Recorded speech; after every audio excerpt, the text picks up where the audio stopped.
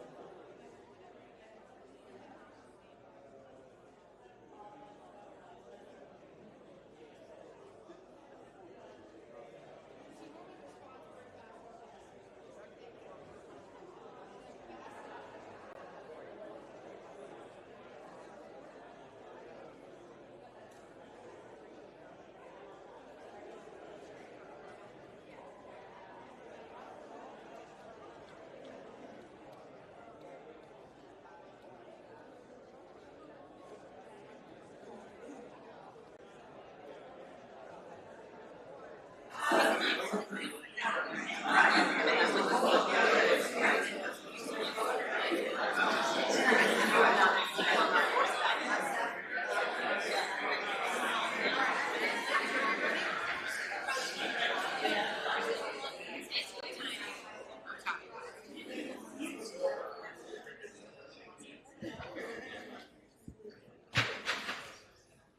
right, I think this is on. Are we good?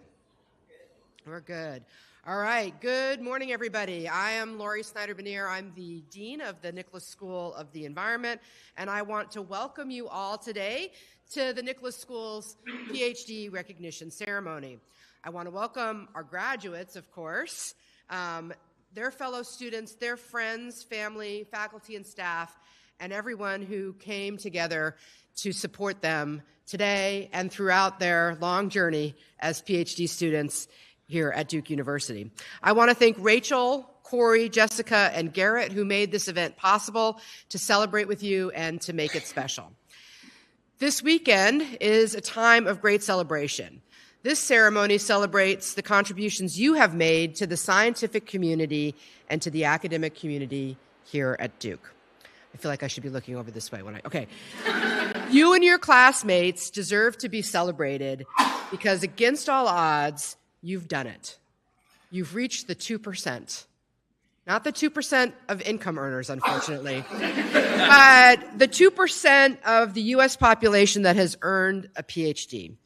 And if you were like me, you loved school, learning, and research so much that you couldn't stop after 1 degree or 2 degrees. You had to get all the degrees.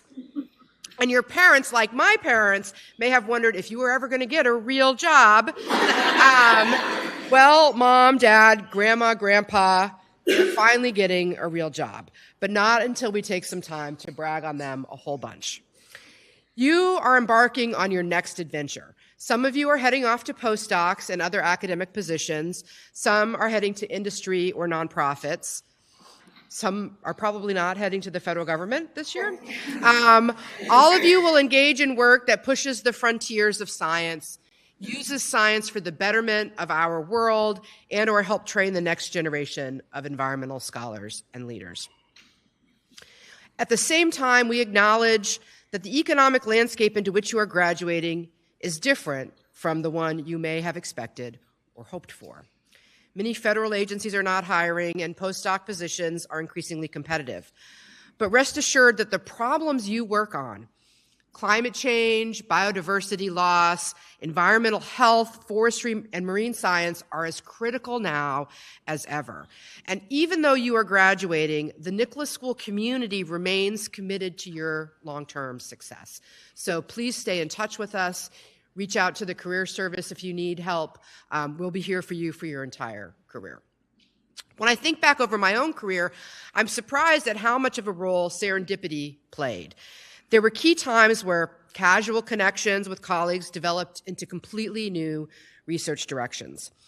Over 10 years ago, I was approached by a history professor who was starting a new center at the Keenan Institute for Ethics on Regulatory Policy.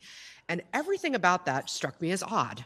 All right, there's a history professor who's starting a program in regulatory policy at the Keenan Institute for Ethics. And he called me up. It's Professor Ed Ballison, who's now the Vice Provost for Interdisciplinary Studies, and asked if I wanted to get lunch with him at the Humanities Institute down in Research Triangle Park. And that began a 6-year collaboration, not just with Ed, but with several other colleagues, a series of conferences and papers, and a co-edited book. And while this is a very personal example, it's not unique at all to our faculty or to my colleagues who've had successful careers post-PhD at a wide range of institutions. So getting your PhD is often about putting your head down, getting the data collected, getting the analysis done, writing up the results, becoming an expert in a very narrow topic and skill set.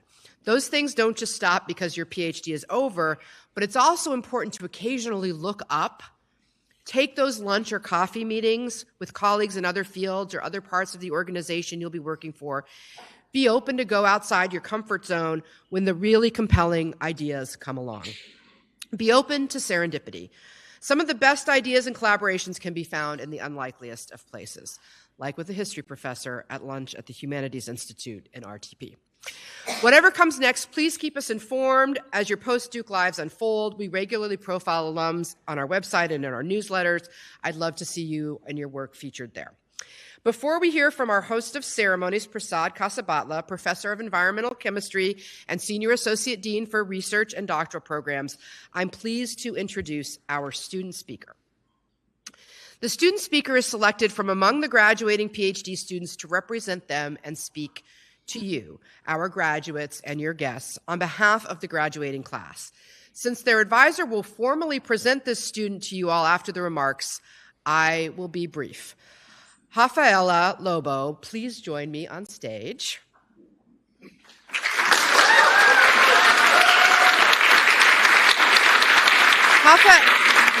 Yay, okay.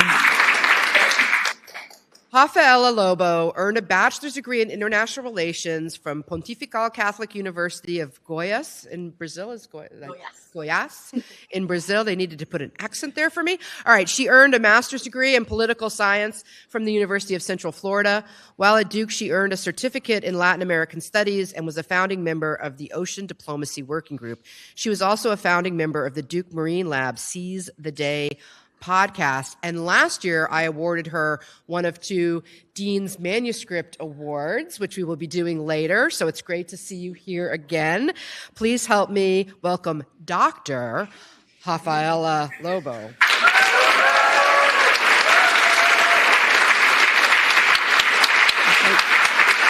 Hi.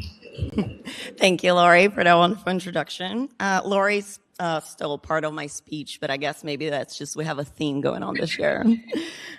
So good morning, everyone, friends, family, faculty, and most of all, the newest doctors in the room. I was nominated to be our class speaker today. Thank you. I was pretty excited about it until I read the instructions. Specifically, I struggled with one line that said, quote, "The graduation speech should be positive and upbeat as graduation is a joyous occasion." Now, of course, today's a day of celebration. I am most certainly ready to celebrate, but I felt like writing an upbeat speech without acknowledging the challenging moment we find ourselves in would mean gaslighting the many graduates who are here today who have lost job offers, funding opportunities, and fellowships they worked so hard to get. Over the past few months, we have witnessed the dismantling of environmental protections we once took for granted.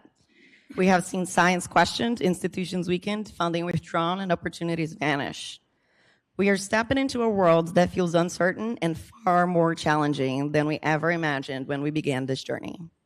So I wanted to make sure I started by acknowledging the very real impacts already suffered by some of our peers and colleagues in this room, because ignoring this reality would not just be naive, it would be a disservice to the resilience, the courage, and the truth of this incredible group of people here today. And yet, here we are. We must keep swimming. And although there is something uncomfortably familiar about the current moment, there is also something we can learn from this familiarity. So today, instead of positive and upbeat, I'll try for real and inspiring. Because let's be real, we are here today not because the road was easy, but because we had each other and because we refused to give up. Right? And I'm not talking just about the regular hardship of spending 5+ years in grad school. Nah, we got the premium package. On top of all that normal hard stuff, we had to deal with a global pandemic. Wasn't that fun? Yeah, we spent half our PhDs on Zoom calls, makeshift home offices, wondering how we were going to make up for lost fieldwork time or when we would see our families again. We all wondered how we could build a future when the present felt so fragile. But just like Dory, we kept swimming together. I think it's safe to say we are all tired of living in unprecedented times. We're so ready for some very boring, very predictable times. But it is in moments like these that the world most needs people like us. Isn't that what we were all taught? Yes, we come from different disciplines, from ecology, microbiology, to policy, diplomacy, and so much more. But whether it is the regrowth of a forest fire, prey, predator, trophic regulation, or the adaptive strategies of local community management, we're all taught that resilience is not the absence of hardship. It is when ecosystems are under stress that their resilience matters most. It is when uncertainty reigns that the skills we have honed, adaptation, grit, collaboration, become not just useful, but essential. We often hear that those who earn PhD must be the smartest in the room. And yeah, we're pretty smart. But studies show that intelligence isn't what gets us through the long nights, the field experiments, the rejections, the doubts, the imposter syndrome, the unprecedented times. What propels our swimming is grit. It is the stubborn belief that you can and will make it through. So yes, let's take a moment to pat ourselves on the back and recognize what an incredible achievement this is. And let us also recognize that resilience can be exhausting. We are not invisible and we're not meant to be. So I think there is something even more important than grit, and that is community. There will always be days when it feels like it's too much. And on those days, I hope you remember what we learned here too, that we don't do this alone. We lean on each other, we grow with each other. Together, we fill our journeys with purpose and meaning. We rest, we laugh, we build lives full of small, stubborn joys.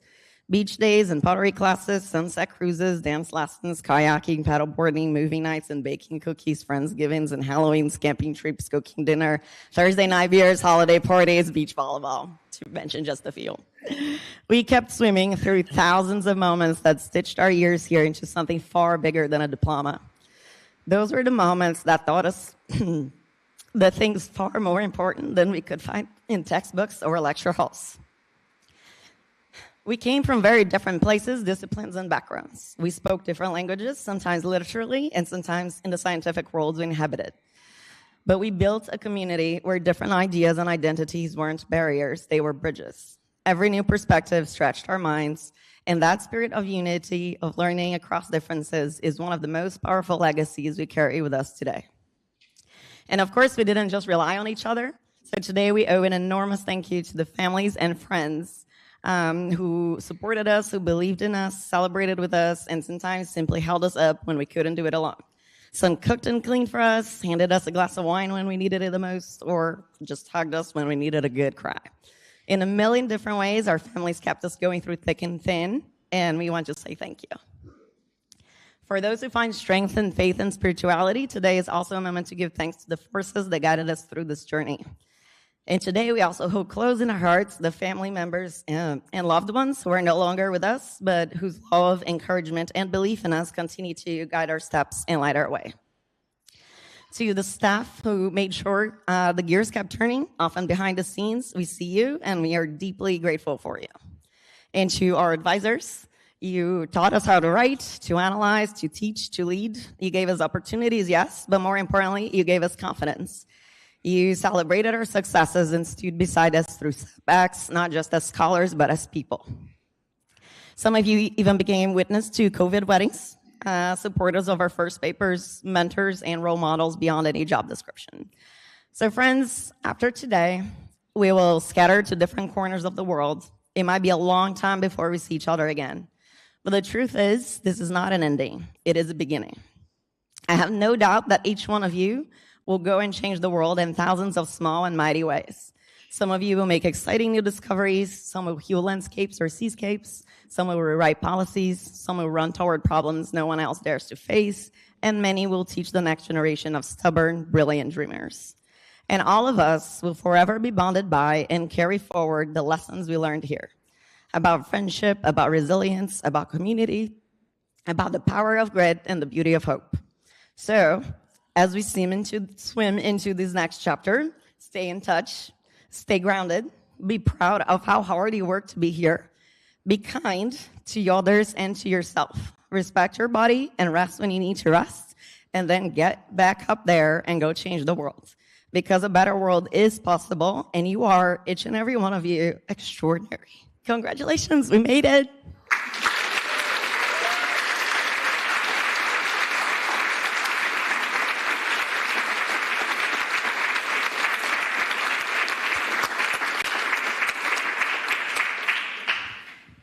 Hi, everyone. Good morning, everyone. I'm Prasad Kasibatla. As Lori said, I'm Senior Associate Dean of Research and Doctoral Programs at the Nicholas School.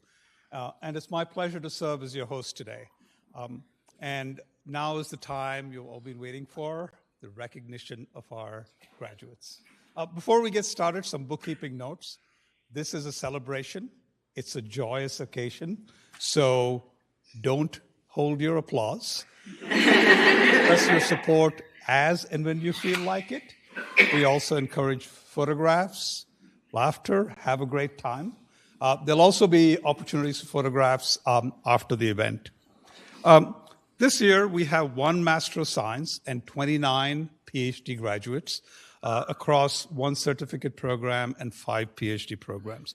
While some of our students have already left to start postdocs and jobs, we have 17 graduates here today whose accomplishments we will celebrate. These students represent the best minds of the school. They have dedicated their lives to research, to educating the next generation of environmental scholars, and essentially making the world a better place. And so we're here to celebrate their accomplishments. Over the course of the next 35 to 40 minutes, you'll hear a little bit about their accomplishments and their journey. Their advisors have served as their coaches, mentors, cheerleaders over the last few years. So I'm sure you'll all have a lot to say about your advisees. But in the interest of time, I'm going to ask you to keep your remarks to about 2 to 3 minutes so that we can accommodate everybody. So let's get started. I'm going to call on our faculty advisors by program.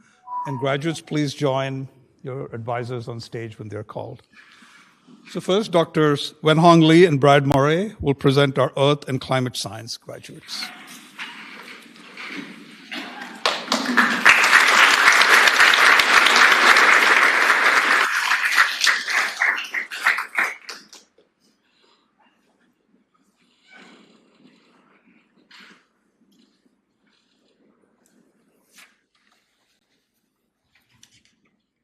Good morning, everyone.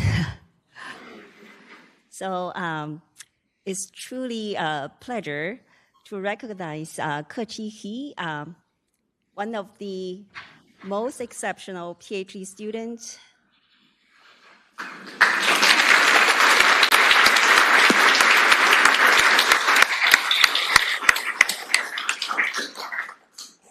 I have had the privilege to mentor at Duke.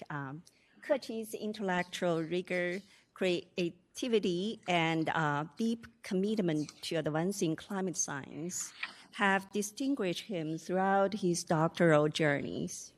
During the last 5 years, Ke-Chi has demonstrated remarkable initiative in his research, rapidly advancing his work, while also carefully analyze a large-scale data set. This data set, you can name it, including the satellite data, LINDAR data, in situ measurement, forest inventory data, and large-scale climate data and hydrological data. His modeling skill is exceptional. This modeling is not only the statistical model, the AI model, but also the state-of-art physical-based hydrological models. He maintains excellent communications, proactively sharing his progress, challenges, and I think like last year, he is a winner of the Dean's Award of the graduate study manuscript. Working with such kind of outstanding students is truly rewarding. Beyond his research achievements, Ke-Chi excels as an educator. Ke-Chi used to be a TA of my class, and also my colleagues' class. He's also the key contributor to our Duke Engage, Duke Best Connection program and Data Plus, Climate Plus programs. He encouraged students with patience, insights, and encouragement, also forcing the students to be their, independent thinking and effective problem solving. He's also a very generous collaborator. He likes to support and help his peers in and out of our group at the Nicholas School and Duke University, some of the civil engineering students as well. Ke-Chi's combination of analytical brilliance, work ethic, and collaborative spirit make him a rare talent. Congratulations, Ke-Chi, and best wishes to our next graduate.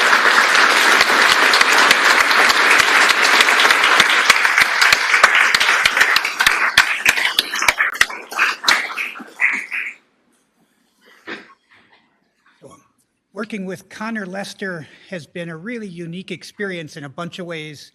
All good, don't worry.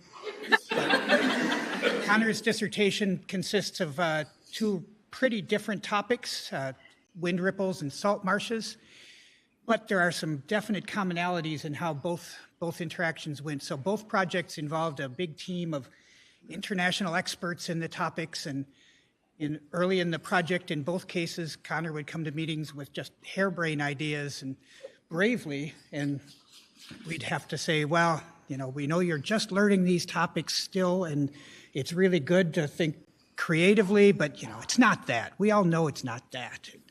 It's not that simple, or it's not that thing. And Connor would humbly accept our corrections and go off and do a bunch of work and come back at the next meeting and show us why it might just be that.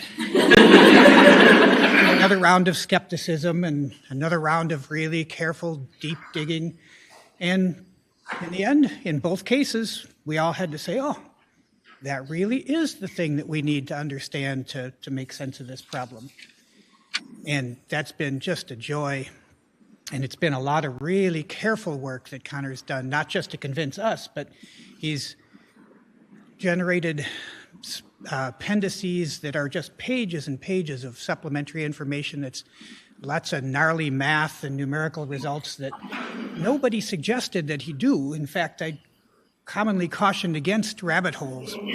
But in the end, we've got these long tomes of things attached to really short, elegant papers that answer questions that readers don't know they have yet. And I think they're going to be really good additions to the literature. And I'm really, really proud of Connor. And it's been a real pleasure interacting. And I look forward to hopefully more in the future in one way or another. I'm sure in one way or another. The more the better for me. It's been a real highlight for my career to get to work with Connor.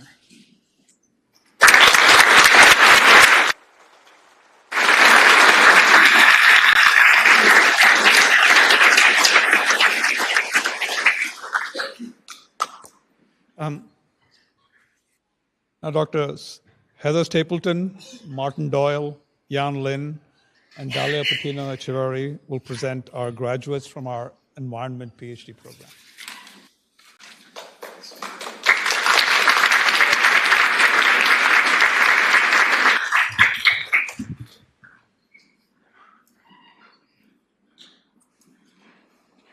All right, good morning, everyone. It's my pleasure to provide some words about Taylor Hoxie's journey here through graduate school and all of her wonderful achievements. So Taylor's path to graduate school began with a Bachelor of Science in Biochemistry from Wake Forest University in 2017. From there, she spent several years at the Duke Human Vaccine Institute, where she honed her lab skills and deepened her commitment into public health.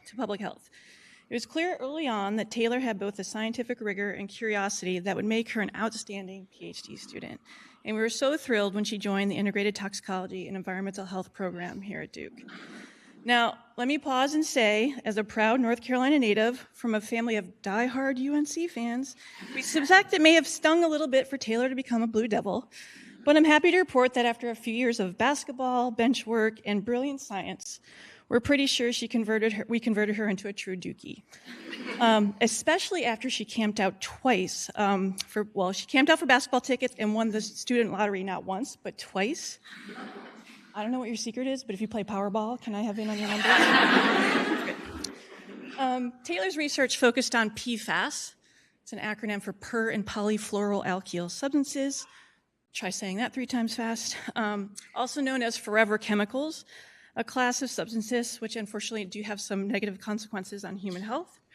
Her work was at the cutting edge of exposure science. She helped pilot and validate the use of wearable exposure monitors, these silicone wristbands, to measure individual level exposures to these PFAS chemicals in the ambient environment.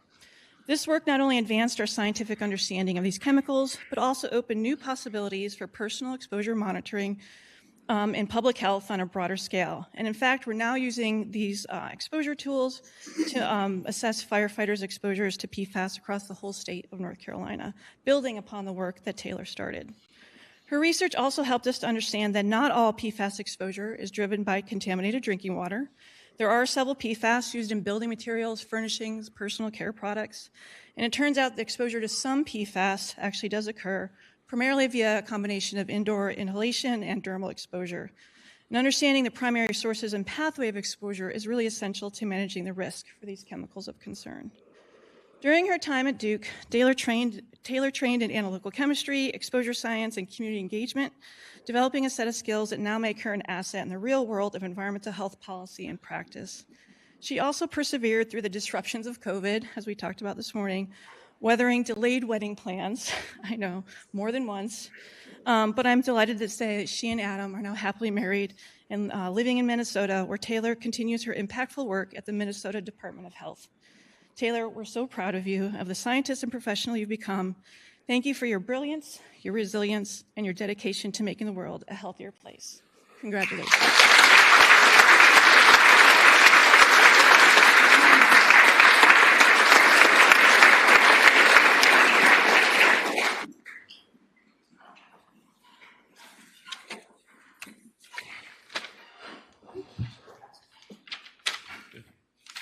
Morning. It's my pleasure to introduce Major Eric Patton. Eric received his undergraduate degree from the U.S. Military Academy at West Point, majoring in Mandarin Chinese and electrical engineering. He was then commissioned as an officer in the U.S. Army, where he was sent to serve as a platoon leader and executive officer, during which he was, in his words, responsible for the training, morale, health, and welfare of 17 engineers while deployed to combat operations in Kirkuk, Iraq.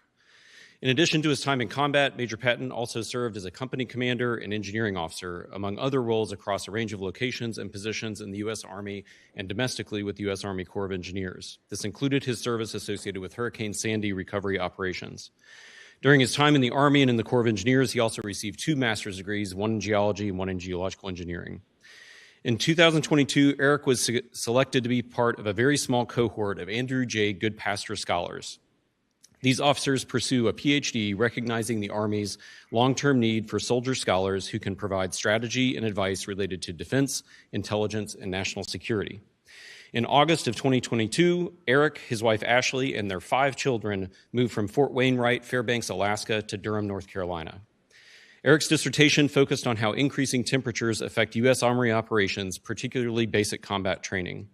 With his newly developed R coding skills and statistical prowess learned from Dr. Betsy Albright, Eric analyzed historical trends in the heat-related data across a range of military base locations in the U.S. He then used downscale climate models that he learned from Dr. Wenhong Lee to forecast potential for heat to affect future training at those same bases in the future decades. Working with Dr. Ashley Ward, Eric then drew on biomedical research to demonstrate how increasing temperatures impact human physiology and thus soldiers' performances across a range of conditions. His reviews showed specific ways that various military units have already been affected by increasing extreme heat exposure from the U.S. to Oman to Afghanistan. In the final chapter of his manuscript from his dissertation, he synthesizes his work into a set of recommendations for the Army that are nuanced and specific in terms of operations that one can learn only firsthand. He concludes with, and I quote, "Although extreme heat has always been a challenge, soldiers will be expected to operate in conditions that are hotter and hotter for longer than historically experienced during previous campaigns or trainings." Major Patton began his PhD in August of 2022, and he submitted his draft dissertation 14 months later. In April of 2024, at which time he was remobilized back into active duty at Fort Bragg, where he continues to serve as the Director of Operations for the U.S. Army Security Assistance Training Organization. While sustaining these full-time responsibilities back in the Army, as well as continuing to raise his family of many children, he completed all his revisions required by the journals and published all of his dissertation chapters in peer-reviewed journals less than 2.5 years after starting. It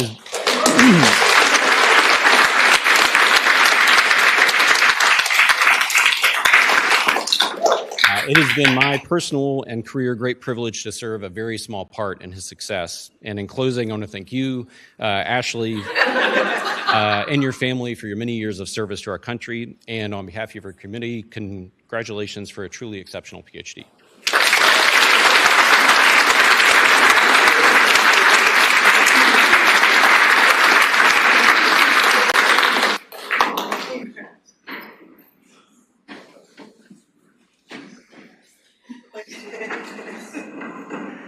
Good morning. It is my great pleasure to introduce to you Dr. Xiaodong Zhang. It is always for us bittersweet to let our students go to the next stage, because each graduation reminds us that life is going so fast, and there is still so much to do in this world filled with inefficiencies and pollution and suffering. And in the case of Xiaodong, it's especially hard to let her go because she's so talented and so kind and generous and considerate. And it's especially hard because we have lived so many things together that we are like family. I met Xiaodong in the summer of 2019 when I was on sabbatical at Dukunshan University, and she came recommended as the best student from my friend Jianhua Wu from Peking University. And Xiaodong wasn't an engineer, as I wanted all my students to be, but she was so mature and so good communicating her ideas and so driven and motivated to do risk assessment and risk management in the power system that I invited her to be a visitor in my lab and then admitted her as a PhD student. And while she was here, COVID started, and Xiaodong was extremely worried about her family back in China, especially about her parents who had jobs that forced them to continue to go outside when nobody knew what this virus was going to do to them.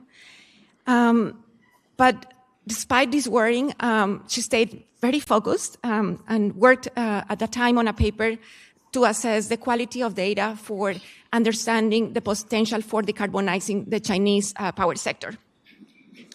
And she worked with great dedication and stayed focused, and then received a grant from the Chinese Foundation of Science and was accepted to our PhD program here to work under my supervision. And then she went to China to change her visa, and so that she could become a student. And then we received a big grant from the Department of Energy, and we decided that Xiaodong would work for that grant, no longer sponsored by the Chinese government, but instead for the Department of Energy. But she could not come back because the embassy was closed and because there were no airplanes. And the Department of Energy wouldn't allow us to pay her. And she said, "No problem, Dalia. I can work 2 jobs." And she did. And she worked during the day as an assistant for a chemistry lab for the undergrads in DKU, and then at night and weekends for this Department of Energy project. And then when she finally came to the US and life was good, she could only work 1 job. The postdoctoral fellow that was doing a big part of the project received a generous offer for a job and told us he was leaving in 2 weeks. And I was desperate, and Xiaodong said, "No problem, Dalia. I can do 2 jobs." And she'll do, so she will do the deterministic model representing the power system of this region, and she would also continue the stochastic model that the postdoc had started. And she did it in a great way. She did a fantastic job and wrote 3 more papers. 1 paper to understand what are the benefits when we expand the geographical areas where we plan and schedule the operations of power plant, so that we can use more wind and solar energy and reduce the cost of electricity and cut air pollution. She wrote another paper to quantify the effect that every power plant and energy storage facility has on improving or reducing or exacerbating the risk in a system, so that there are no more blackouts, no more costs, and no more air pollution. And another one to represent power systems when we don't have all the data, a protocol for using all the data that is available and very good assumptions for representing these systems in the best way. And the story has a happy ending. Xiaodong is going to be a flashing consultant in a global consultant company, and she will be happy because the same way she excels at work, she's great at keeping and giving time to the things that make her, that she's passionate about. So she'll continue playing video games, and she'll continue collecting Pokemons. She'll follow Duke basketball's team. She'll fly wherever she has to fly, drive wherever she has to drive to see the Duke team playing. And if you ever thought that you need to be 6 feet tall to be a winner in basketball, you're wrong. She'll continue to play and be the captain of her basketball team. And she'll be happy with her coach in basketball and life, Haoje. Sonong, I'm so proud of you. Thank you for all your work. Thank you for all your kindness. Good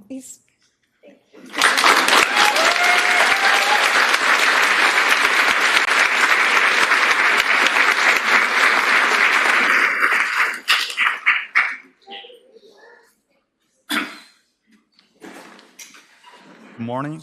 It's of my great pleasure to present Team 1 as an extraordinary PhD graduate in our lab. Team 1 started his journey at Nicholas School 6 years ago. At that time, he already have a very successful professional experience and also a very impressive academic background. He got his bachelor degree and master degree in China in environmental chemistry. When he started his PhD study in environmental chemistry and ecotoxicology, he saw a great business opportunity in sustainable development consultancy. So he decided to create a company and have run the business so successfully that he can retire early and continue his PhD study. And now here we are. Over the past 6 years, Tim has utilized his strong analytical chemistry background and dedicated to dissertation aiming to develop new explorer biomarker of air pollution sources. Thanks to his hard working, he has successfully identified new molecules in human urine that can capture human exposure to wood smoke. That's rather relevant here, given a lot of wildfire today, and also new markers to coal burning. At the same time, he also discovered new molecules in the red blood cell that can reflect humans' cumulative exposure to air pollution over a couple of months. So now I'm very excited to witness Tim that bring his incredible journey into a full circle. And congratulations, Tim. I'm very proud of you.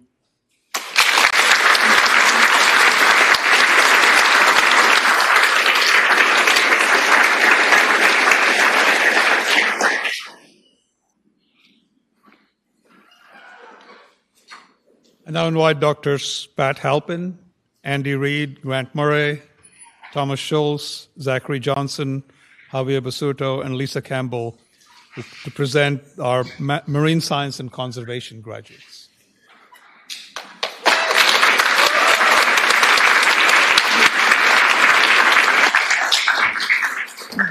Come up, Gary.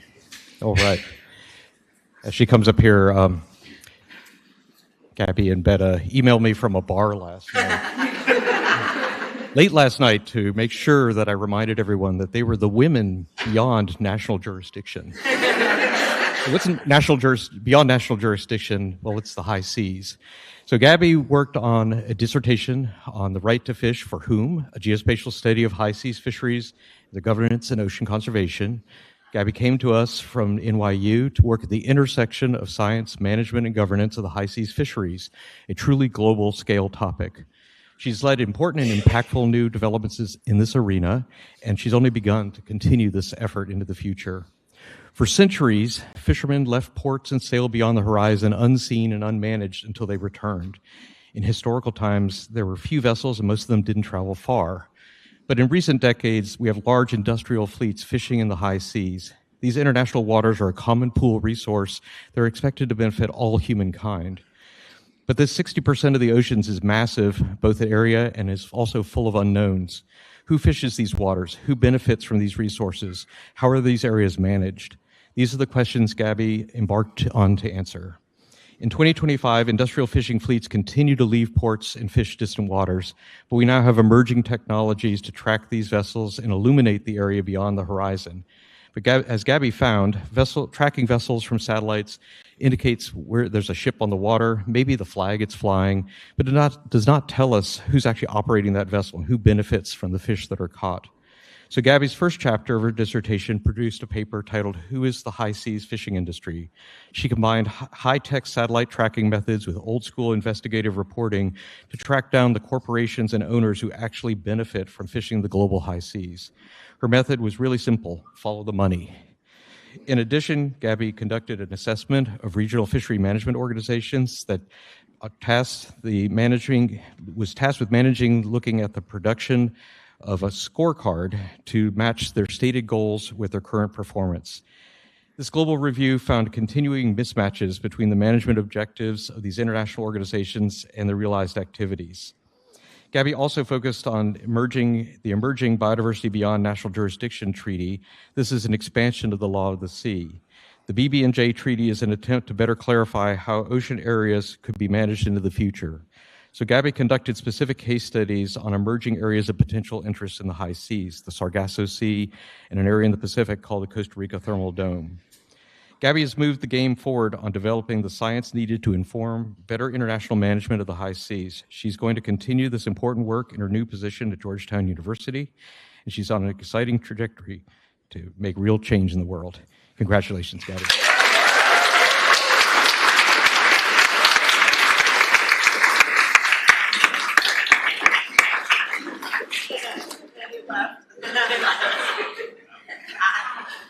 Better sit down. Not yet. Some of us are very eager. Good morning, everybody. I'm Andy Reed. I'm one of the faculty members from the Duke Marine Lab, and from everybody in Beaufort, welcome and congratulations to all of the graduates. It's my distinct pleasure this morning to introduce Dr. Brianna Elliott.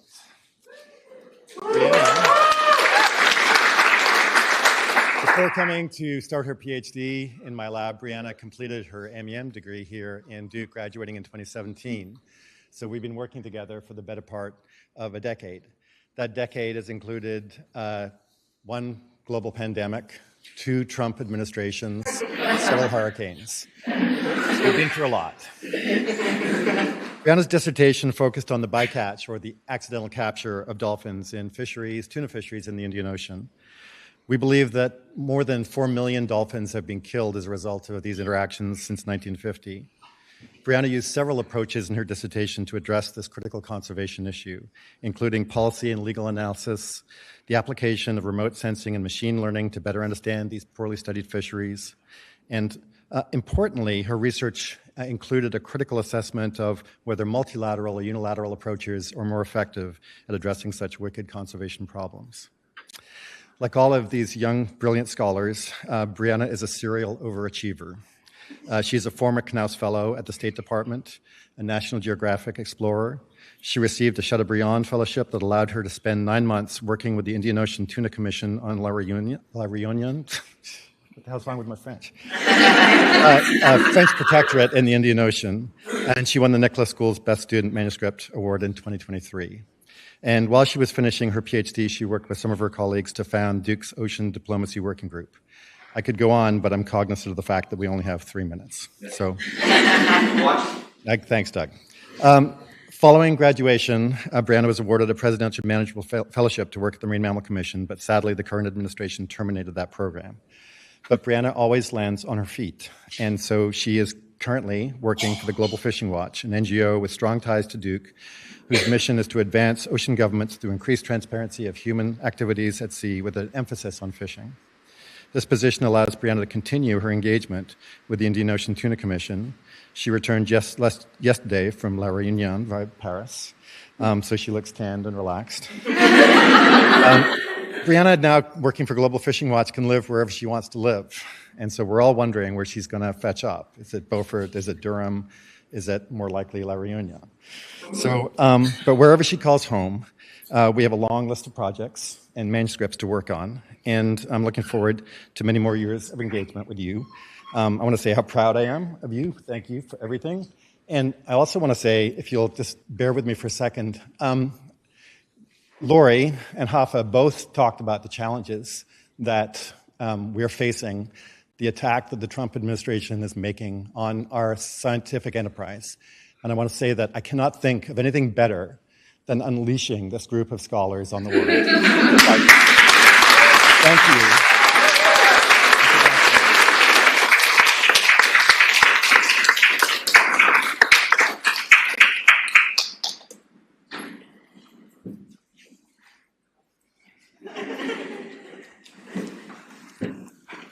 Hello, everyone. My name is Grant Murray, and I'm another faculty member down at the Duke Marine Lab. And it's my pride and pleasure today to be able to share a few words about Dr. Robin Fail.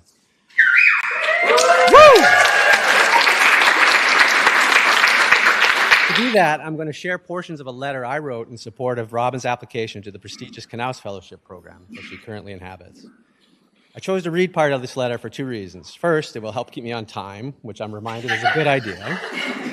And second, a former mentor of mine that recently passed away once shared a letter that she had written in support of a job that I wanted at a place called Duke. And I want to pay forward that act of sharing, which is all too rare in academia. For time, I will have to paraphrase here and there, but much of this is as it was written. So, it is my pleasure to offer this recommendation for Robin Fail in support of her application to the John A. Knauss Fellowship Program. The short version of this letter is that I recommend her enthusiastically and without reservation. She is the most exceptional PhD student I've ever had the pleasure of working with. A career in public service is right in her wheelhouse, and she would make the absolute most of this opportunity, and in my opinion, be an asset to it. The letter next describes Robin's intellectual interests, including her focus on how competing discourses related to aquaculture develop, how strands of those discourses become dominant, and how those discourses shape policy development. Her interests also include questions about values, what we hold to be important, how those values are mobilized in decision-making, and how they may or may not be reflected in the decisions that arise. The letter goes on to highlight several of Robin's concrete accomplishments. She held a university-wide fellowship in global justice and equity, published 3 articles with 2 more in review, and developed into an outstanding teacher and mentor. Her guest lectures in my class were consistently pointed to on class evaluations as the highlight of the semester, and she has worked extensively outside of the classroom with mentoring the many undergraduate and master's students that have become involved in our work on aquaculture. The letter further describes her remarkable success in building relationships with the communities with which she works. As the letter states, Robin has committed to a community-engaged process, both in the conduct of her research and in her communication of the findings. I sense that she sees the focus on equity as not just about cutting-edge science, which it is, but also as an ethical imperative. To have the level of buy-in and engagement she achieved before fieldwork even began in earnest is remarkable, and is a testament to the timeliness and importance of her research agenda, as well as her clear capacity to communicate and build trusting relationships. The letter ends by saying, quote, "On a personal level, Robin is highly capable and brings thoughtful insight, effective communication, and reliable organization to each task. Robin is an excellent communicator, always willing to speak to anyone and make those around her feel welcome, a trait that I trust will serve her well as she works with diverse audiences in the years to come. She is bright, motivated, extremely well organized, and is clearly dedicated to a career in public service. Again, I wholeheartedly endorse Robin's application and know that this opportunity will boost her already impressive trajectory." And then it signs off with lots of letters and congratulations.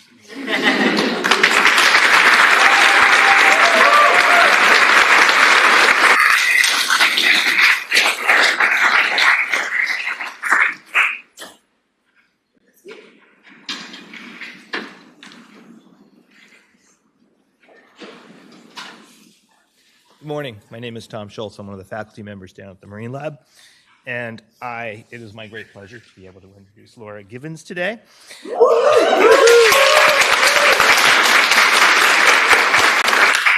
So, Laura, as you know, you were my first PhD student. And so this is, and it's been an absolute pleasure working with you over the past 5 years. It's been immensely gratifying to watch you grow as a scientist and support you where I could along the way. I've enjoyed watching you fearlessly take on scientific challenges and conquer them one after another. Because my research is largely focused on undergraduate students, and you were my first graduate student, I was forced to reflect on how I think about graduate students and what my expectations are for them. And one of the things that really comes to mind when I do that is think about independence. I expect the graduate students to become independent, and they need to step out from the shadow, under the shadow of their advisor, and become independent scientists capable of pursuing their own research interests. This was my expectation for you, And while it may have been a hard road fraught with frustration, in the long run, it is by far the best form of education as far as I'm concerned. I pushed you to become an independent scientist, and you were up to the challenge. So the skill sets you acquired along the way spanned a gamut of field, lab, and bioinformatic work. Your experience in the field was invaluable on countless occasions. I always knew between the two of us there was no task that was too big to get accomplished. Your thesis contained a hefty dose of both lab and bioinformatic work. You tackled all of this largely independently, acquiring a unique skill set of using third-generation sequencing technology to detect biodiversity in marine environments. This was pushing the front edge of what's possible with these technologies, and she was right on that front edge. I'm really excited to explore your recent endeavors to expand the bioinformatic prowess to the ability to create a platform to access the data uniformly, an online platform. And then this sentence, I realized I underemphasized it, and I can't emphasize it enough. Along the way, you never turned down an opportunity to teach and mentor students, whether it was in the classroom or the lab. And that was very commendable. So I have immensely enjoyed working with you and watching you become an independent scientist. I look forward to following your career and watching what scientific challenge you fearlessly decide to launch yourself at next.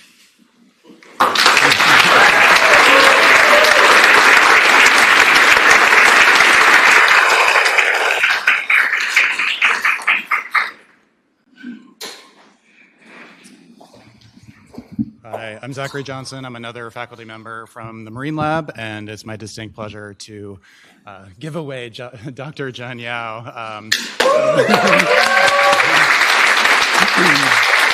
So as I have little kids, I think in simple terms and reading, writing, arithmetic. So I'm going to give Zhen Yao 3 R's for my 3 minutes. First off is remarkable. She has a remarkable dissertation. She identified a problem that is that there are microbes in the ocean. Everyone knows about that. It's an incredibly complex system, and we're pretty good at identifying what they are, but it's exceptionally difficult to measure how fast they grow and who's eating them and how they interact with other organisms.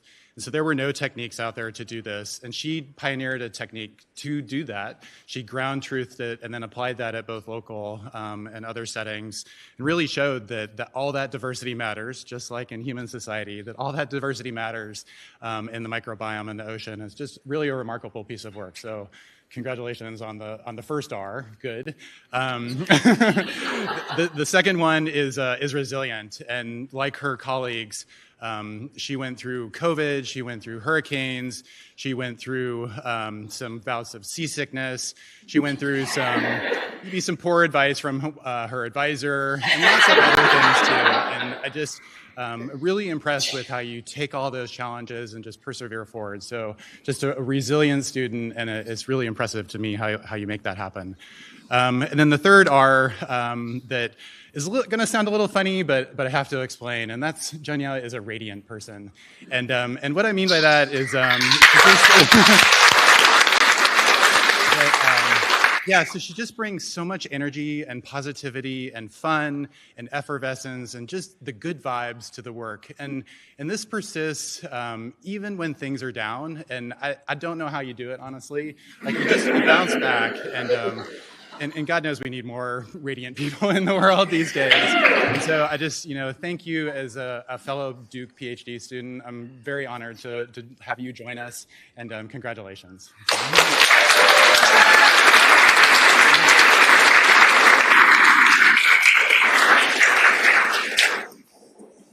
Wow. Hi, everyone. My name is Javier Basurto. This is definitely my favorite part of the year. I feel very privileged to be honoring our PhD students, and so it's my turn to introduce you Xinjian Lin. Xinjian was born in China in a province equivalent to North Carolina, because the province where Duke Kunshan is, and so she's been like a type of North Carolinian from China. She studied her undergrad in Japan and then went to Geneva for graduate school to do a master's in international development. And then she worked for the Oak Foundation, a foundation that has deep ties to Duke. And she basically started becoming the expert in China on conservation issues. At some point, she was developing policy briefs on China for philanthropic foundations regularly. And then we were fortunate to bring her here. She was also part of the national team on sport aerobics, the Chinese national team. And so, very much accomplished, she decided to come to do her PhD on equity issues. Now, as you know, equity starts to become a hugely important issue for our planet. More and more, there's inequitable use of resources. More and more people have less and less have absolutely more. And so she decided to study how countries that are doing ocean governance expressed or articulated equity issues. Who's displaced and who's not displaced?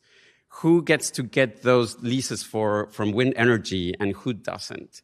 Where in the world get the more fish, and how those that are displaced get compensated or not? And so she went to the United Nations and started listening how country representatives articulated discourse about equity, what forms of equity they talked about, whether indigenous peoples were recognized or not. And so that was one of the chapters of her dissertation. But knowing China, she also started to think, how does China articulate equity? And more importantly, how do they think about conservation? Now that the US is retreating from the world, I think her work on how China is starting to think and their worldview about conservation, and how China, her third chapter, thinks about civil society institutions and their role in playing an NGO role in conservation debates and policy are going to become increasingly important. So if you're interested to know what the future of conservation priorities might be, you definitely want to talk to Xinjiang. To end, now what? I think, Hafa was very articulate on how this cohort of PhD students has survived global pandemic. Xinjiang welcomed in 2023 Ocean, her newborn. She's building a family in Switzerland. She came back for this with Ocean in tow. So as I think we all know, we as professors learned many, many lessons from our PhD students, many more than you think. And some of the lessons that Xinjiang has taught me in particular has been definitely perseverance, which I think everybody here can recognize. This cohort is one of the most persevered that I know of. I would say that this is the most resilient cohort in history after the Second World War. And so thank you for teaching us lessons in perseverance. I thought I knew myself, but you have taught me lessons on how to know yourself. And so we're very, very proud of you. And I say we because I'm sitting here talking, but Lisa Campbell has co-advised Xinjiang as well. So thank you. We're very proud of you.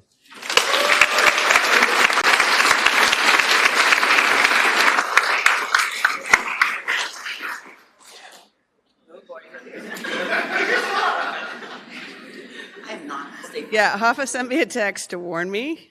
How close? Hands? Should we hold hands? It's better for pictures. All right, okay. It's a real pleasure for me to introduce Hafa, and I get to skip some parts because Lori set us up. And kind of like Zachary, I have 3 points for 3 minutes. So first of all, I have to talk about her dissertation. It is an epic, someone might say sprawling work of 10 chapters, a really in-depth, fascinating history of the politics of whaling in the International Whaling Commission.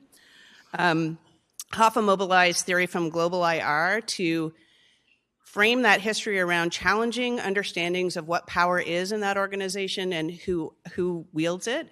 She specifically looked at the role of Latin American countries, who are often not mentioned in the story of whaling, to think about how they have really shaped and modeled the institution. There was a Latin American diplomat who had worked at the Whaling Commission who was on her Zoom call for her dissertation presentation. And afterwards, I'm going to paraphrase, but the email went around that he said, finally, someone has told a story of whaling that I recognize. It's a pretty good Point two, I won't elaborate because I do that. I'm going to say that her dissertation to me is actually quite a traditional dissertation in that it's a book. And I'm going to say that she's a really academic-y academic.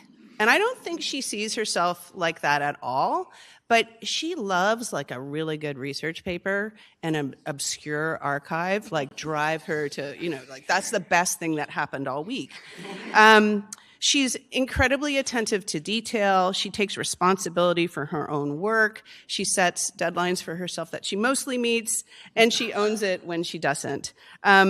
Sadly, for the Academy, she has chosen not to be a traditional academic, but she is already carving out a career as a conservation social scientist working in the major NGOs. Currently with WWF, she's also done some work for Conservation International, and I have no doubt that she is the perfect ambassador to bring meaningful social science theory and analysis to these organizations and support them in their efforts to do more inclusive, grounded work. Point three. Hafa, thank you, is a joy to work with. I think she has many sides. Her remarks today, I think, reflected what I would say some of her cynicism and her rage, but it is combined with like an enthusiasm and an optimism that every time you interact with her, you just feel like more alive. She has also been incredibly, many of her remarks were directed to the sense of community. And as many international students who are far from home, Hafa invested a lot in the community at the lab and around her. And I know she thinks, this is the part I might cry, I know she thinks of many of the people that you're hearing about today as part of her family, and they think of her that way as well. Normally at this point, I do get choked up because I have to say bye, good luck. But Hafa is staying in Carteret County and has made her home there with her husband, Andrew, who's here somewhere. And I get to still be part of the family on a regular basis. So it's like with joy and congratulations that I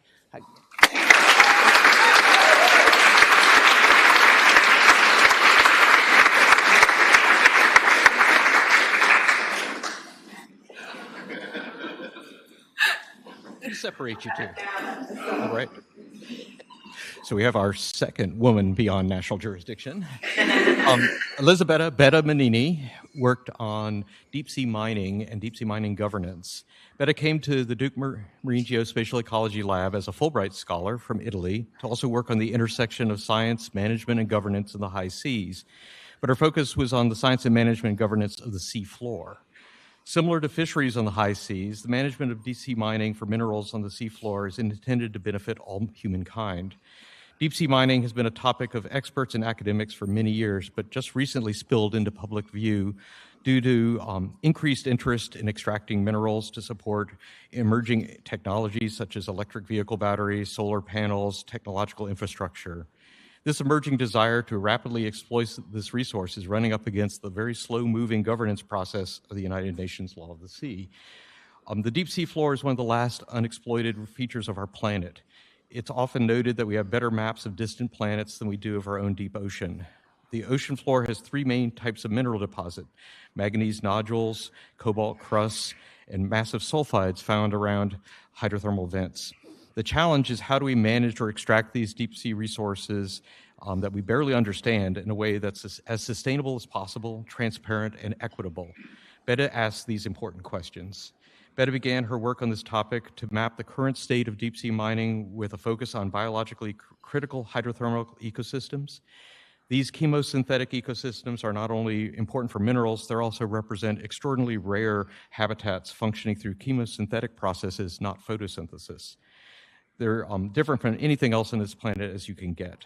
So Betta's first chapter was published as a chapter on Towards a Global Strategy on the Conservation of Deep Sea Active Hydrothermal Vents. This work mapped the current known extent of hydrothermal vents and their management status.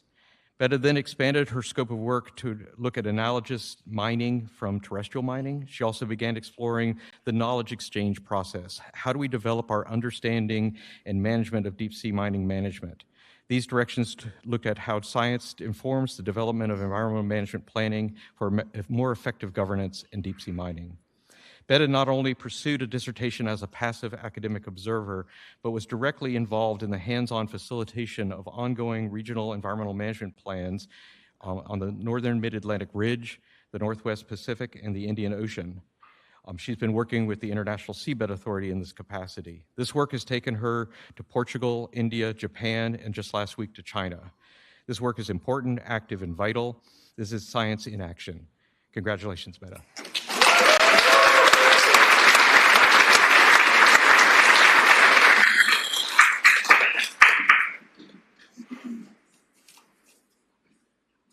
I am not Brian Silliman. But if you make me 6'4", mop of curls, and oh so much Southern charm. Brian couldn't be here today. He and Steph celebrated earlier this week, and he asked me to read you this letter that he has written to her as if I were him. I'm going to do that. Ready? Stephanie, mentoring you over the past 6 years has been one of the most rewarding experiences of my career.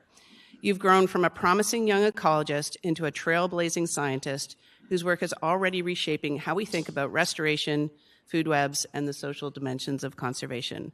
What makes your story so powerful isn't just the papers you've published, though 12 is incredible, or the major field experiments you've led, often in some of the most challenging conditions imaginable. It's how you've done it, with humility, persistence, and a fierce commitment to lifting others up.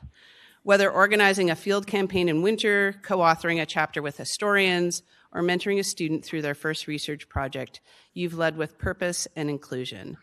You've also had the courage to ask big questions in marine ecology and conservation and the creativity to answer them. You brought life to the Duke Restore Seagrass Farm, advancing cutting-edge science on positive species interactions, and never lost sight of the communities your research is meant to serve.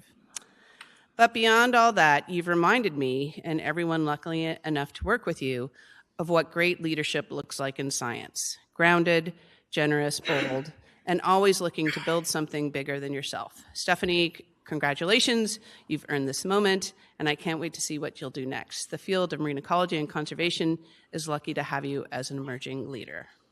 Love, Brian.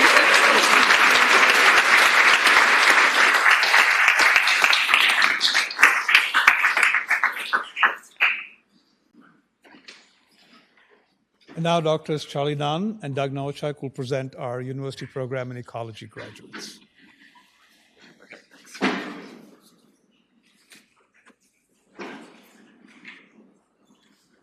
Okay, it's a pleasure to recognize Camille DeSisto, who is getting her PhD in the university program in ecology.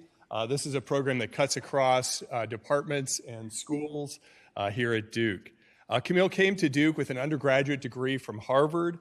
She also spent a year in Ecuador as part of the Fulbright program as a student researcher there. She came to Duke to work with John Polson. And when John left a few years ago, I was very fortunate that Camille decided to move into my lab, and I was very happy to welcome her, and it's been a pleasure to work with her over the last few years. And I was on her committee before as well, so I was working with her before that. Camille is interested in forest ecology and human-nature relationships. She wrote her dissertation on plant-animal interactions in a changing world. It's a very impressive dissertation for multiple reasons. First of all, she used very sophisticated network analyses to represent plant-animal interactions in new ways and to then really uncover interesting relationships with those network approaches. She also generated and made use of remarkable data.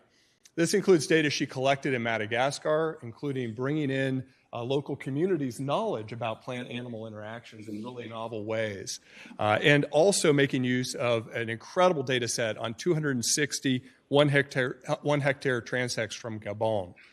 And finally, one of the things that's most impressive is just how independently Camille led the research that she conducted. She played the major role in designing it, implementing it, doing the analyses. I mean, she really owns this dissertation. She played the major role in it all. And as part of this work, Camille spent many months in Madagascar. How many months were you in Madagascar, Camille? A year, 9 months? Something like that. An incredible amount of time in Madagascar. And she really fell in love with Madagascar's people and its biodiversity. And she's published about 10 papers since she's been at Duke, and that's not counting the ones that are going to come out from her dissertation. Now, in addition to her incredible research success, which is really clear, Camille has made many, many notable contributions to the Duke community, and I want to take a minute to just recognize a few of those, and certainly not all of them. First of all, she ran a workshop on international field ethics and safety that was really an outstanding workshop. It should have been required for everyone, faculty and students. It was really an outstanding workshop. She also helped create a Malagasy language course, and this has impacted so many people across Duke. There are many people who work in Madagascar here at Duke. She was the leader of a Basque Connections team as well, and even took students to the field from Duke into the field in Madagascar. And for all these reasons, for all the things she's done here at Duke, Camille was recently awarded the Environmental Achievement Award. And one thing that I think is really important about this is she was actually nominated by many people, including her fellow graduate students and faculty. So Camille is heading next to Rice University. She has a postdoctoral fellowship in the Institute of Sustainability there. And congratulations, Camille.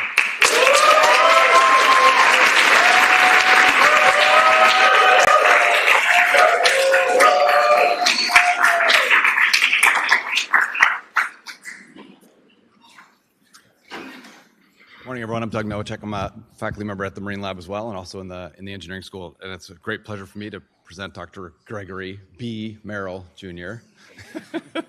Yeah, I guess I'm last. And so all of you who bet on me to be the longest speaker, you're going to win.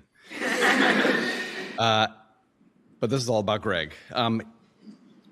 BS in Biological Sciences from the University of California, Davis, and then a Master's in Biological Sciences from the University of Alaska at Anchorage. Before I start to say anything about his work, I just thought I'd read the titles quickly of the papers that he's actually published on this already. A Growing Crisis for One Health, Impacts in Plastic Pollution Across Layers of Biological Function.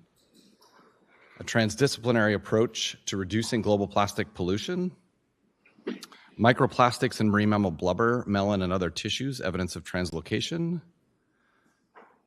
Ex vivo and in vitro methods as a platform for studying anthropogenic effects on marine mammals, 4 challenges and how to meet them. And finally, acoustic signature of plastic marine debris mimics the prey items of deep diving whales. So I'll give you a guess as to what his dissertation was about. One of the great conservation challenges of our time is ocean plastics. And Greg has both written and also lived the approaches to that. And it's a huge challenge of ours to figure out how to go about these things and how to gain insight into what the actual issues are, which then, of course, leads us to solutions. And so while he hasn't fixed the problem yet,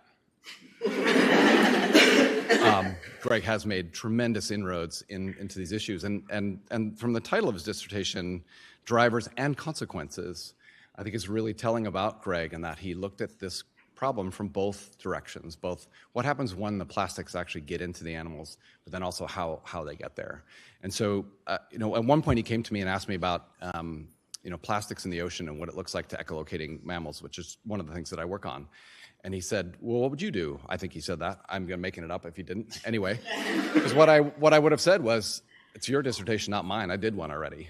And so he said, okay, I'm going to do this. And so he went out and did that, along with the lab studies that looked at all the chemical consequences and all the other things that he's looked at, in addition to participating in these university-wide initiatives in One Health and the Ocean Plastics Working Group. So that speaks for itself in the work that Greg's done.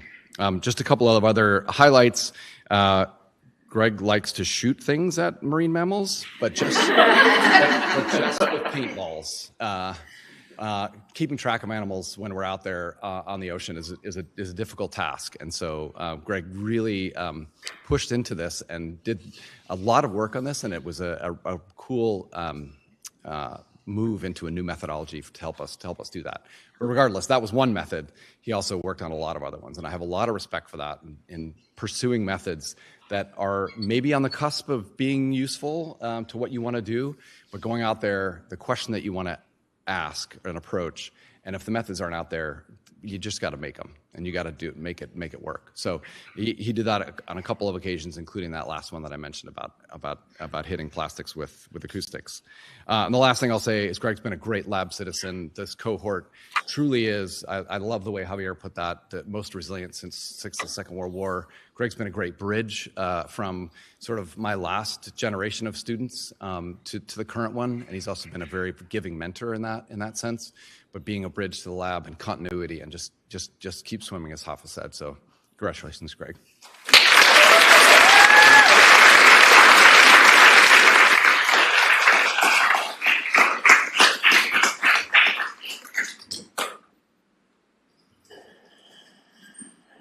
Wow. Thanks to all of the faculty members who came today to say such amazing remarks about this outstanding group of PhD graduates. We are almost done, but we do have a few important awards we'd like to bestow before we move on to our reception. First up, as the Dean of the Nicholas School, I have the privilege of giving the Dean's Award for Outstanding Graduate Student Manuscript, which recognizes outstanding research and writing done by a current PhD candidate. And we've already heard that several previous winners are in this graduating cohort. I really love this award process because I get to read the amazing work that is being conducted by our doctoral students, and I often benefit from the translation of that work by their amazing mentors in their nomination letters. The choices are always very difficult. It's a very competitive award, and we had outstanding contenders this year, as we always do. This year, the winner's research represents really the breadth of research that the Nicholas School is famous for. One paper advances basic science and helping us understand geomorphology. That one, I will admit that I used my favorite AI tool. If you have not gotten to know Google Notebook LM, you can upload the things you want and it'll create a podcast for you with like 2 different voices that explains the papers like in language you can understand. It's super awesome. It's also great for studying. Anyway, I can go on and on about that. But this research paper really advances the basic science. And the second award winner's research advances more applied science with direct and immediate policy impact. So it really does span the breadth of what we are known for. I extend my sincere congratulations to all the nominees, and again, thank all the faculty for submitting such wonderful nominations. At this point, could Connor Lester and Rebecca Hohen join me on stage?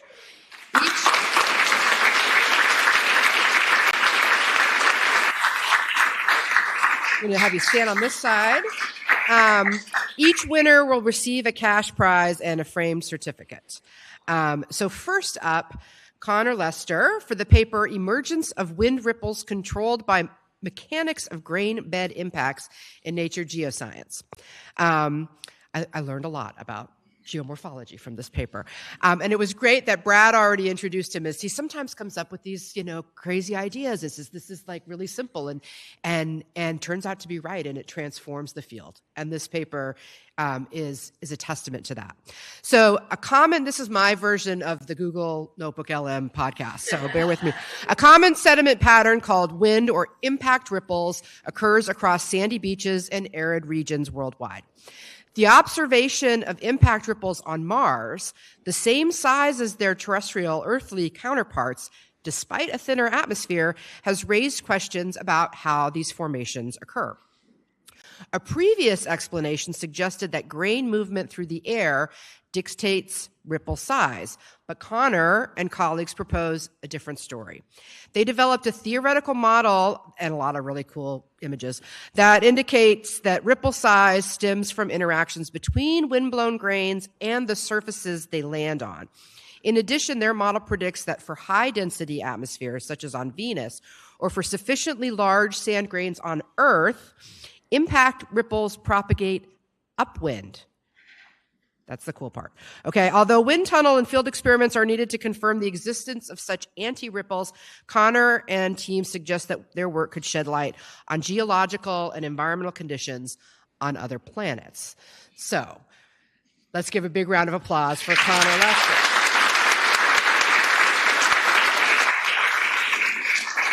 Here's the certificate And the cash award will be coming later. The important part will be coming later. All right. Next up, we have Rebecca Hohen for the paper Flame Retardant Exposure in Vehicles is Influenced by Use in Seat Foam and Temperature in Environmental Science and Technology. So, amazing work out of Heather Stapleton's lab. Flame retardants are added to vehicles and other consumer products such as furniture and electronics to meet flammability standards, which seems like a good thing, right? But some of these chemicals are associated with negative health effects and have been phased out over time, but others have taken their place. Using silicone passive samplers, Rebecca and her team tested 101 vehicles of model year 2015 or later for the presence of flame retardants. One of those compounds was TCIPP. I'm not even going to try to tell you what that stands for, which has been shown in lab tests to increase cancer risk. They found TCIPP in 99% of vehicles, and seat foam was a primary source. Hotter outdoor temperatures were also associated with higher levels of flame retardants measured by these passive silicone samplers. Individuals who spend more time driving to work or for a living, especially in hotter climates, may face an increased risk of exposure to such flame retardants. Rebecca's work highlights a need for vehicle manufacturers to find other ways to achieve fire safety without using potentially dangerous flame retardants. Let's give a round of applause for Rebecca.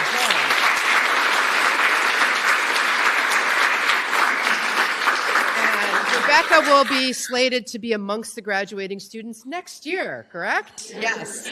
All right. Thanks to, congratulations again to both Connor and Rebecca.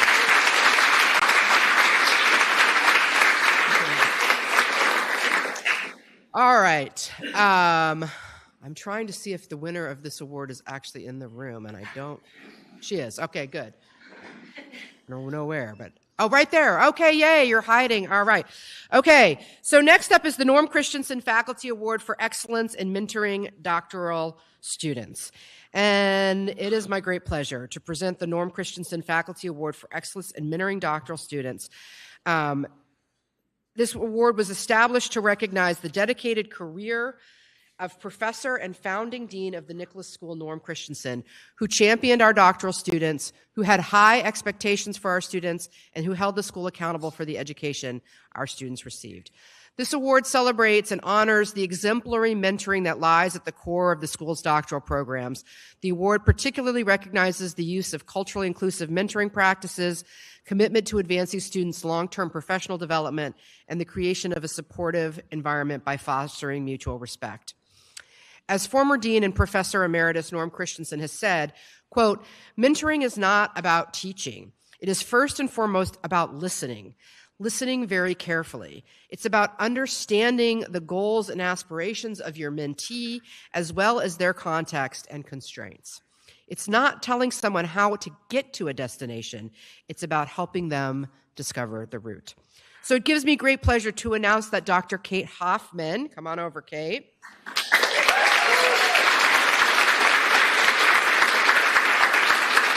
Dr. Kate Hoffman is Associate Research Professor of Environmental Natural Sciences and Director of Graduate Studies for the Integrated Toxicology and Environmental Health Program, and she has been awarded the 2025 Norm Christensen Faculty Award for Excellence in Mentoring of Doctoral Students. Okay.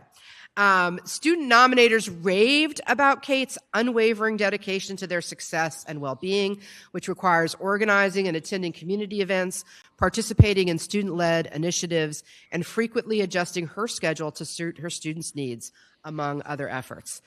Quote from her nomination letter, she strikes a rare balance as a mentor, encouraging professional growth by supporting early opportunities for networking, such as conference presentations, while also alleviating unnecessary stress by facilitating introductions to collaborators. They wrote, unquote. Another quote, a defining quality of Dr. Hoffman's mentorship is her ability to help all students feel valued and supported. By creating a welcoming and safe mentoring environment, she contributes greatly to the Nicholas School's culture of inclusivity. And I can just say personally, I have seen her interacting with PhD students so frequently and with such grace. I couldn't be more excited to give Kate Hoffman the Norm Christensen Award for mentoring doctors.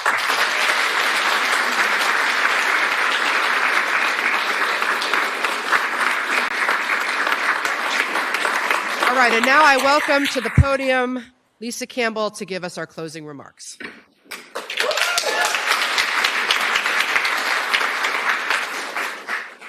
Thank you. I'm really honored, and it's a pleasure for me to give a few remarks before giving us instructions on what comes next, including the toast. Remarks first.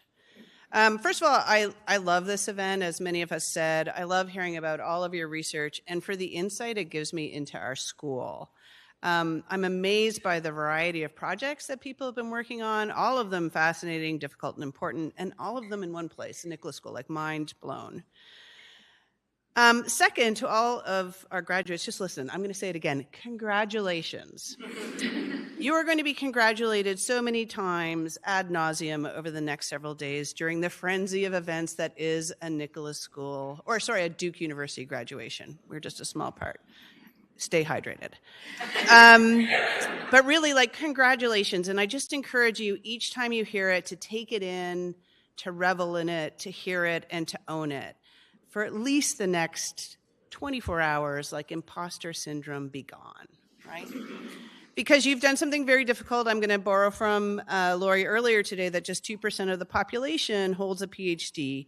And you've spent the last 5 more or less years surrounded by fellow students doing the same thing, by people who already have PhDs. So it might not occur to you that not everybody decides they want to do one, and you've probably wondered why you decided you wanted one, but never mind, here you are. So what did it take to get here?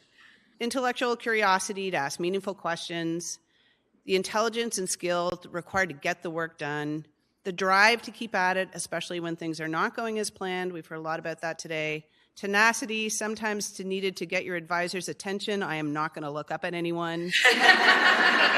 Humility to ask for help when you were stuck, and the self-awareness and perhaps self-preservation to know when you needed to take a break. So I trust that all of these characteristics remain intact and are perhaps even stronger as you leave. But in this year that is 2025, I also hope that your experience has enhanced your love of knowledge, strengthened your belief in the academy and the role it plays in society, and stoked your commitment to defending it, because we're going to need you. I would be remiss if I didn't acknowledge all the people who have helped you on your way, the staff who run our graduate programs and our school, who terrorize us about time, the advisors, mentors, lab members, and undergraduate researcher assistants that you worked with, the funders, reviewer number 2, who trashed your first manuscript but made you a better person for it, right? And your cohort of peers, family, and friends who are with you today, and your pets who are not. Yes, family and friends, you too will be acknowledged multiple times in the coming days, but it's Thursday morning. It's probably the first graduation event you've done. And so it's Friday morning. I did an event yesterday. Friday morning, first event you've done, so I know I can count on you all for one raucous round of congratulatory applause, and then you'll get your instructions. Ready? Congratulations.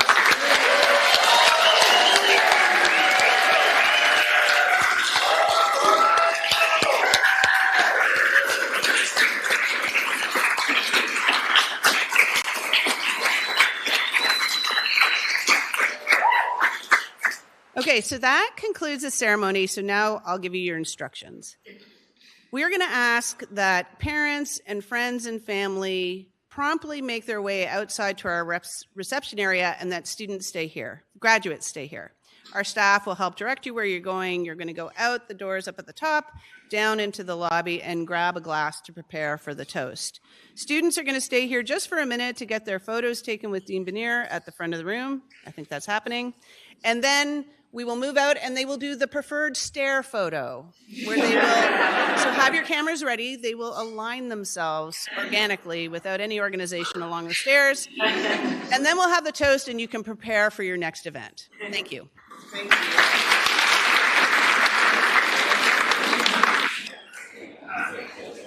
you.